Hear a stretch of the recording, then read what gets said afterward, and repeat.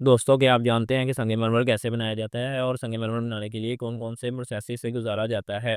تو آئیے سنگ مرمر کے شروع سے لے کر آخر تک کے سارے سفر کے بارے میں جانتے ہیں۔ تو آپ کی معلومات کے لیے بتاتا چلوں کہ سنگ مرمر زمین کے اوپر نہیں بلکہ زمین کے نیچے ہوتا ہے۔ یہی وجہ ہے کہ زمین سے ہٹانے کے لیے زمین میں گہرائی تک کھودنا پڑتا ہے۔ کھدائی کے بعد وہ جگہ کئی پرتوں میں تبدیل ہو جاتی ہے۔ اس کے بعد یہاں سب سے پہلے ڈرلنگ پروسیس کا کام شروع کیا جاتا ہے۔ سنگ مرمر کے بڑے بڑے بلاکس کو پروسیسر ڈرلنگ کی مدد سے کاٹا جاتا ہے۔ جب سنگ مرمر کے بلاکس بنائے جاتے ہیں تو پھر لاتلقی کے چہرے کی باری آتی ہے۔ اس میں یہ سارا پروسیس ایک کھدائی کرنے والی مشین کے ذریعے سے انجام ہو پاتا ہے۔ آپ کی رہنمائی کے لیے بتاتا چلوں کہ سنگ مرمر کے بلاکس 8 میٹر لمبے ہوتے ہیں اور ساتھ ساتھ 6 میٹر چوڑے بھی ہوتے ہیں اور اس کا وزن تقریباً 280 ٹن کے برابر ہوتا ہے۔ یہی وجہ ہے کہ انہیں الگ کرنا بہت ہی زیادہ مشکل کا کام ہے۔ ویسے زیادہ تر کانوں میں انہیں عمودی طور پر کاٹا جاتا ہے، لیکن کچھ کانوں میں انہیں افقی طور پر بھی کاٹا جا سکتا ہے۔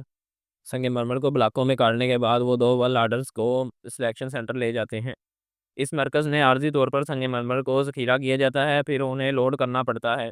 بلاک کافی زیادہ وزنی ہوتے ہیں، جس کی وجہ سے انہیں احتیاط سے سنبھالا جاتا ہے تاکہ تھوڑی سی بھی خراش نہ آ جائے۔ چونکہ اس صورتحال میں حادثے کا خدشہ ہے، اسی وجہ سے انہیں بڑے بڑے ٹرکوں کی مدد سے فیکٹریوں میں لایا جاتا ہے۔ اسی وجہ سے حادثات کے امکانات سے بچا جا سکتا ہے۔ جب تک کہ فیکٹری پروسیسنگ شروع نہیں کرتی تب تک انہیں ایک علیحدہ کھلی جگہ میں رکھا جاتا ہے۔ کچھ دنوں کے بعد ان بلاکس کو بڑی بڑی مشینوں کے اوپر رکھا جاتا ہے۔ ان مشینوں میں بڑے بڑے بلیڈ ہوتے ہیں جو کہ ان مشینوں کو کاٹنے کا کام دیتے ہیں اور یہ چھوٹے چھوٹے پرتوں میں تبدیل ہو جاتے ہیں۔ ایسا کرنے کے بعد مشین ان کو چھوٹی چھوٹی تہوں میں تبدیل کر دیتی ہے، جس کے بعد انہیں ہیروں کی مدد سے کاٹا جاتا ہے۔ آپ نے کئی بار سنا ہوگا کہ ہیرا دنیا کا سب سے مشکل مواد ہے، لیکن پھر بھی ان سنگ مرمر کو کاٹنے کے لیے ہیرے کا استعمال کیا جاتا ہے۔ مشکل سے ایک بلاک کو کاٹنے کے لیے تقریباً 10 سے 12 گھنٹے کا وقت درکار ہوتا ہے۔ پھر سنگ مرمر کے پتلے ٹکڑے پتھر سے نکلتے ہیں، جس کے بعد انہیں کامل شکل دی جاتی ہے۔ اس سنگ مرمر کی پرت کو کناروں سے بھی کاٹا جاتا ہے تاکہ بعد میں دشواری نہ ہو۔ اب باری آتی ہے سنگ مرمر کی پالش کی، جو کہ سب سے اہم پروسیسر کی مدد سے انجام پاتی ہے۔